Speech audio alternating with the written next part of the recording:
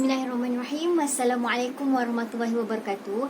Saya Nur Farhani binti Yusuf akan membentangkan berkaitan dengan sejarah dakwah zaman Khilafah Abbasiyah dan ciri-cirinya. Saya ingin menceritakan sedikit berkaitan dengan sejarah penubuhan kerajaan Abbasiyah ini. Kerajaan Abbasiyah ini merupakan kerajaan selepas pemerintahan Bani Umayyah. Dan kerajaan Abbasiyah ini memerintah selama lebih daripada 500 tahun, bermula daripada 132 Hijrah sehingga 650 Hijrah, dan pernah diterajui seramai 37 orang sultan. Tertubuhnya kerajaan Abbasiyah ini berikutan daripada kejayaan gerakan revolusi Abbasiyah yang menentang kerajaan Bani Umayyah yang dipelopori oleh golongan Syiah, kemudian diketuai oleh kerajaan Bani Umayyah.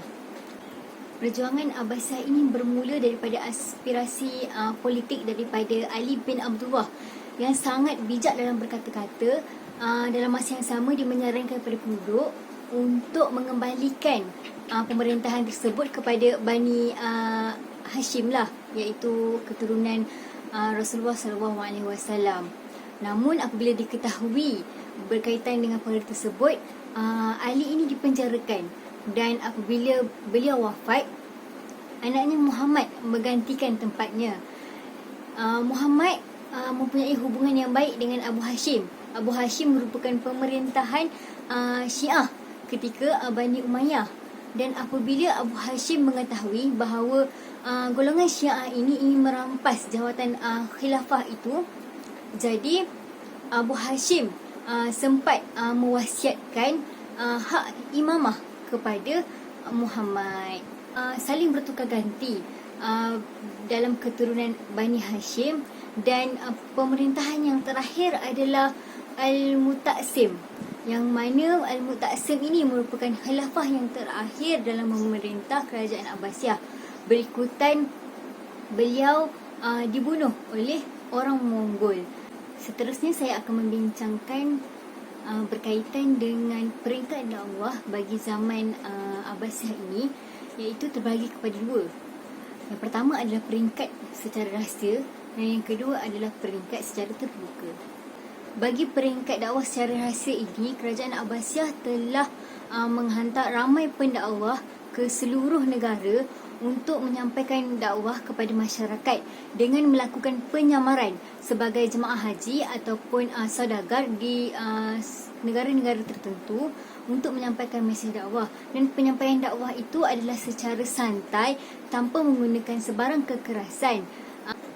Bagi peringkat dakwah secara terbuka ini pula, apabila berhasilnya dakwah secara rahsia, maka pada tahun 128 Hijrah, kerajaan Abbasiyah ni telah membuat persiapan dengan menyediakan tentera untuk melakukan serangan kepada golongan Bani Umayyah yang pada ketika itu masih di bawah pemerintahan Bani Umayyah. Dan Muslim Al-Khurasani telah mengisytiharkan satu program revolusi untuk menarik minat masyarakat untuk menyertai gerakan tersebut bagi memusnahkan pimpinan Bani Umayyah ketika itu. Perangan yang terakhir adalah ketika di Sungai Al-Azab, di mana ketika itu pemerintahan Marwan II dengan tentera Bani Umayyah telah dapat ditewaskan oleh gerakan revolusi dan menyebabkan tamatlah pemerintahan Bani Umayyah ketika itu. Dan dari situlah bermulanya pemerintahan kerajaan Abbasiyah yang diterajui oleh Abu Al-Abbas. Terdapat dua faktor utama bagi penyebaran dakwah bagi zaman Abbasiyah, iaitu faktor dalaman dan juga faktor luaran. Bagi faktor dalaman ini, terdapat beberapa aspek yang telah menjadi faktor dalaman bagi penyebaran dakwah, iaitu yang pertama adalah ramai masyarakat yang tertarik dengan Islam, dan kemudian golongan khalifah telah menyediakan banyak bantuan daripada Baitul Mal untuk para pendakwah dan juga para ulama. Dan yang seterusnya adalah kerajaan Abbasiyah telah menyamakan status orang dengan orang bukan Arab. Dan yang terakhir adalah kedudukan kota Baghdad sendiri sebagai pusat ilmu dan juga perdagangan antarabangsa. Antara faktor luaran pula ialah pembukaan wilayah baru, yang mana ketika pemerintah kerajaan Abbasiyah ni ada banyak pembinaan wilayah-wilayah baru, bandar-bandar baru yang dibuka untuk meluaskan lagi syiar Islam. Sebagai contoh, kota Samarra dan juga kota Al-Rufasa. Dan kemudian yang kedua adalah penggunaan bahasa Arab secara holistik, di mana banyak tertubuhnya institusi pendidikan untuk dijadikan sebagai pusat ilmu. Sebagai contoh, institusi Al-Azhar dan juga institusi Nizamiyah. Dan yang terakhir adalah hubungan luar, hubungan diplomatik dengan negara-negara luar yang banyak terjalinnya. Sebagai contoh daripada aspek perniagaan, perdagangan, yang mana dengan negara-negara luar sebagai contoh India, China, Arab, Parsi dan sebagainya. Kemudian kita pergi kepada kesan penyebaran agama Islam ketika zaman Abbasiyah. Ada 3 kesan yang utama. Yang pertama adalah dari segi akidah, yang kedua adalah ilmu pengetahuan, dan yang ketiga adalah kebudayaan. Bagi akidah ini, masyarakat ketika zaman Abbasiyah ini mula tertarik dengan agama Islam, dan mereka mula menganuti dan memahami tentang ajaran agama Islam.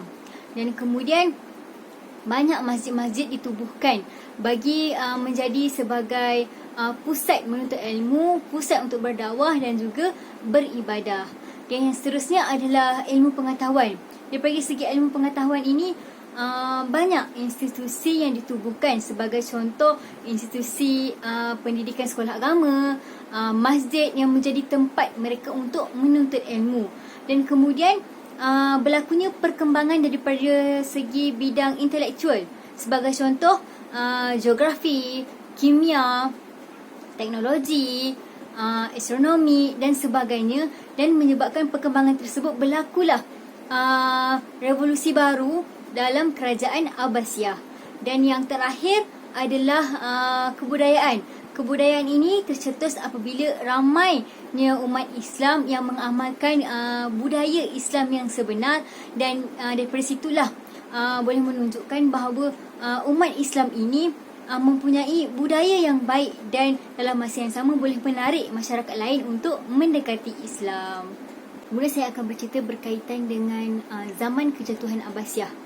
Zaman kejatuhan Abbasiyah ini adalah pada tahun 656 Hijrah, yang mana ketika kerajaan Abbasiyah di Baghdad telah diserang oleh orang Mongol. Orang Mongol merupakan orang yang sangat digeruni oleh kaum masyarakat kerana mereka mempunyai kekuatan dan juga kehebatan dalam berperang. Berikutan daripada Khalifah kerajaan Abbasiyah pada ketika itu merupakan kuasa terbesar di dunia, dan menyebabkan orang Mongol ingin menguasai kerajaan Abbasiyah dan memusnahkan kerajaan Abbasiyah. Dan ketika itu di bawah pimpinan Khalifah Al-Mu'tasim menyebabkan beliau dibunuh, serta kaum kerabat juga ramai yang dibunuh dan juga menjadi tawanan perang. Dan secara kesimpulannya, setiap dakwah yang disampaikan itu memerlukan cabaran dan juga pengorbanan yang sangat besar untuk memastikan Islam itu tersebar luas ke serata dunia. Kerajaan Abbasiyah telah membuktikan bahawa Islam mampu tersebar ke seluruh dunia dengan menggunakan pelbagai kaedah untuk memastikan agama Islam itu dapat disampaikan kepada seluruh masyarakat dengan kaedah yang betul. Diharapkan pembentangan saya pada hari ini dapat menerangkan dengan lebih lanjut berkaitan dengan sejarah dakwah ketika kerajaan Abbasiyah. Sekian, terima kasih. Assalamualaikum warahmatullahi wabarakatuh.